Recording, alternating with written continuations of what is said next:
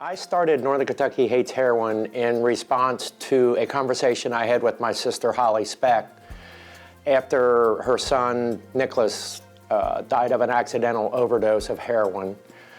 It was actually right after we left the hospital, after Nicholas had finally passed. Holly and I had a conversation in my backyard, and Holly pretty much told me that she was going to give up on everything. She's always been known to be a giver of herself. She does mission trips. She's a board member of our church. She's always been a giver, and there's a lot of people that have counted on Holly. And as a younger brother, I wasn't about to buy that. I realized what she had just recently gone through, but I didn't want it to change her forever. And after a long discussion that evening, she said that she wouldn't give up, that she would continue to be who she was. And I have no idea why I thought of it, but laying in bed that night, I decided that I would start a website called NKYHatesHeroin.com so that other people could get help through Holly. And initially, it was a thing for Holly. It was a way to keep Holly busy. And literally that night, I got out of bed, I bought the domain, I put together a website, and I called her the next day and said, this is what you're going to do. I'm going to make you keep your promise to me. So that's how NKYHatesHeroin.com started, and it's just gone crazy from there. It has turned into more just Holly. It has turned into our entire family. It's just exploded beyond anything I ever dreamt of that night. Northern Kentucky Hates Heroin early on decided that we need to get information out to our community and provide services to help people that are going to face the things that our family faced, and hopefully we could make that easier for them.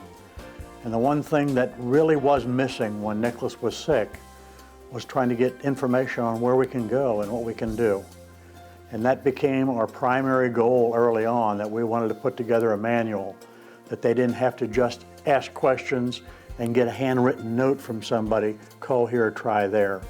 So we spent a great deal of time researching and put together a resource guide that we've given to the community. And St. Elizabeth Hospital uses this now, police departments, fire departments, emergency people use this, and we've printed and distributed over 15,000 copies of this. And we really feel that now people have a source to go to find information about how to help people on heroin.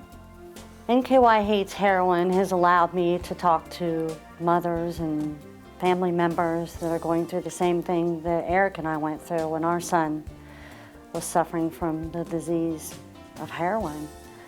We did not know that there were options like there are.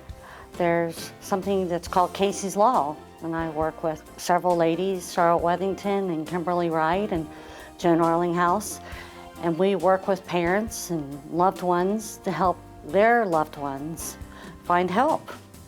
We can get calls numerous times a day. We can get calls during the middle of the night or all different times. We help those folks find help for their loved ones through finding help through doctors and counselors and help through transitions and help find recovery beds. It's not always easy. It's very difficult sometimes to have to calm a mom down when you're talking to them on the phone and they're so emotional. One thing that I try to do is I try to get the loved one to realize, unless we're in a critical 911 situation, in that case, that's beyond me. We would call 911. But if we're not at that point, I try to get them to realize how important it is that they take care of themselves. As a mom, I couldn't help Nicholas unless I took care of myself. It took a while to understand that, and it's pretty hard to understand, but until you can start seeing that and recognizing that we can't help our loved ones without being aware of what they're going through and become educated. And through Casey's Law, we can help save the life of your loved one, and we do so every day. One of the biggest obstacles to solving this problem of addiction is the stigma that surrounds heroin addiction. We know what Nicholas went through. We know as a family what we were afraid to tell anybody about Nicholas's issues, Nicholas's problem.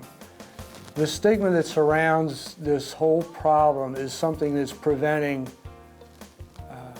people from getting help, getting treatment, even discussing it, even making it aware that they have an issue.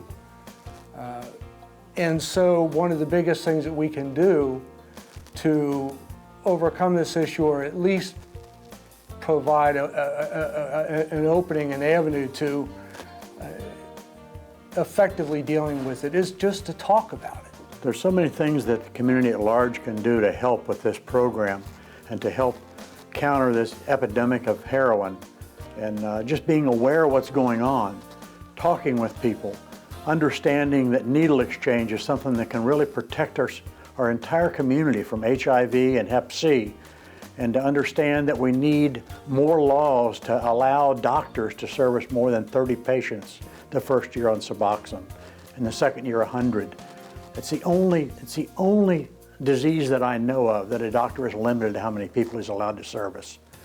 So just awareness of what's going on in your community, talk to people, attend town hall meetings, bring it up in your church and your organizations and talk about it.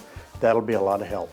We need more involvement from the government with funding for beds and places for people to go once they find out that there are options.